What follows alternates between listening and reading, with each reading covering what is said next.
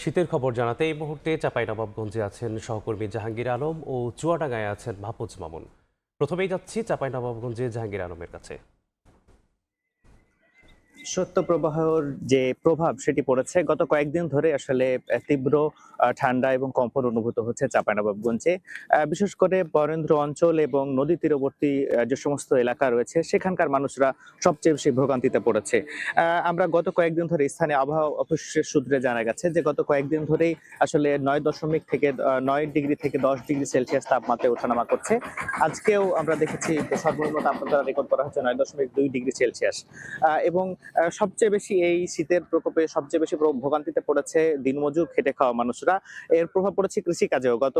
এই চলতি সময়ে আসলে বড় আবাদও শুরু হয়েছে, সেখানেও ব্যাপকভাবে প্রভাব পড়েছে। কৃষকরা বলছেন যে আসলে এই তীব্র শীতে আসলে কাজ করা যাচ্ছে না।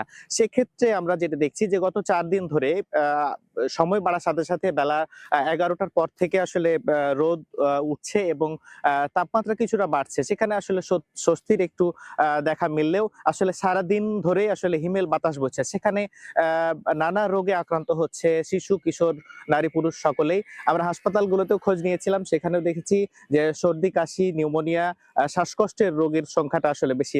চিকিৎসকরা বলছেন যে বাড়তি যত্ন নিতে, বিশেষ করে শিশু এবং বৃদ্ধদেরকে।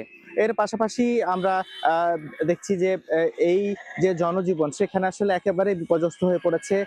সকাল থেকেই আমরা দেখেছি, আজকেও আসলে খুব একটা কুয়াশা নাই, কিন্তু হিমেল যে বাতাস সেখানেই মূলত সবচেয়ে বেশি বিপর্যস্ত হচ্ছে জনজীবন। পাশাপাশি কৃষি ক্ষেতেও আসলে দেখছি কৃষকরা সকাল থেকে, এখানেও আমরা এসে দেখছিলাম যে সকাল থেকে কাজ করতে বের হচ্ছে। তারাও বলছে যে আসলে তীব্র শীতে বড় যে আবাদ সেটি কিন্তু বাধাগ্রস্ত হচ্ছে। পাশাপাশি আহ, আহ, অন্যান্য ক্ষেতেও আসলে কৃষকরা বলছেন যে এই আবহাওয়ার যদি অবস্থা থাকে সেক্ষেত্রে আসলে কৃষিক্ষেত্রে ব্যাপক বিপর্যয় ঘটতে পারে এবং তারা বড় আবাদ বাধাগ্রস্ত হওয়ারও আশঙ্কা করছে। অন্যদিকে চিকিৎসকরা বলছেন যে বিশেষ করে শিশু এবং বৃদ্ধদেরকে সকাল, ভোরে এবং রাতের দিকে আসলে খুব প্রয়োজন না হলে বাইরে না যাওয়ার পরামর্শ দিচ্ছে। এই যে হিমেল বাতাস, এর এর প্রভাব পড়েছে আসলে স্বাভাবিক জনজীবনে। এই নিয়ে আসলে বিস্তারিত জানাতে চুয়াডাঙ্গা থেকে যুক্ত হচ্ছেন সহকর্মী মামুন।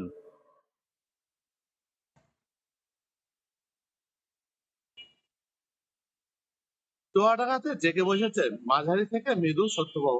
শৈত্যপ্রবাহের কারণে জনজীবন বিপর্যস্ত হয়েছে। সবচেয়ে চরম দুর্ভোগে রয়েছে খেটে খাওয়া এবং ছিন্নমূল মানুষগুলো। তারা একরকম মানবতার জীবনযাপন করছে অতিরিক্ত ঠান্ডার কারণে। হিম বাতাস এবং ঘন কুয়াশায় চুয়াডাঙ্গার জনজীবন অনেকটাই স্থবির হয়ে পড়েছে। টানা কয়েকদিন ধরে চুয়াডাঙ্গার উপর দিয়ে অব্যাহত রয়েছে শৈত্যপ্রবাহ। শৈত্যপ্রবাহের কারণে হচ্ছে শীতের এত প্রভাব দেখা দিয়েছে এই জেলায়। এই জেলাতে শীত ডেকে বসেছে। প্রতিদিন যেন শীতের দাপট কোনোভাবেই কমছে না চুয়াডাঙ্গাতে, যার কারণে চুয়াডাঙ্গার মানুষ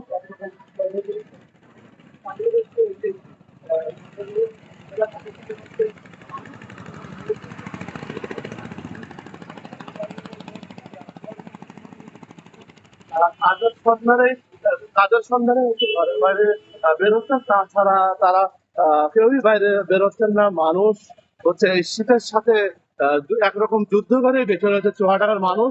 হিমেল বাতাস, তারপর কনকনে ঠান্ডা বাতাস, যার কারণে হচ্ছে শীতের তীব্রতা এত বেশি। উত্তরের হিমেল বাতাসের কারণে হচ্ছে জনজীবনের তীব্র শীত অনুভূত হচ্ছে।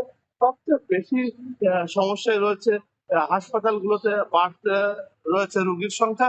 রোগীর সংখ্যা বাড়ার কারণে হচ্ছে হাসপাতালে প্রথমত চিকিৎসক, নার্স সহ সংশ্লিষ্টদের নানাভাবে হচ্ছে বিড়ম্বনার শিকার হচ্ছে। প্রতিদিন হচ্ছে ডায়রিয়া ওয়ার্ডে প্রায় শতাধিক রোগী ভর্তি থাকছে। শতাধিক রোগী থাকার কারণে হচ্ছে মানুষের চিকিৎসা দিতে হিমশিম খেতে হচ্ছে। আর চুয়াডাঙ্গা আবহাওয়া অফিস জানিয়েছে যে আবহাওয়ার এখনো পর্যন্ত কোনো তাপমাত্রা বাড়বে সেই সুখবর এখনো নেই। তাপমাত্রা আরো হ্রাস পাওয়ার সম্ভাবনা রয়েছে জেলার মানুষ হচ্ছে যুবথুবু অবস্থায় জীবনযাপন করতে হচ্ছে। এছাড়া হচ্ছে বড় বীজতলা ক্ষতিগ্রস্ত হচ্ছে অতিরিক্ত ঠান্ডার কারণে।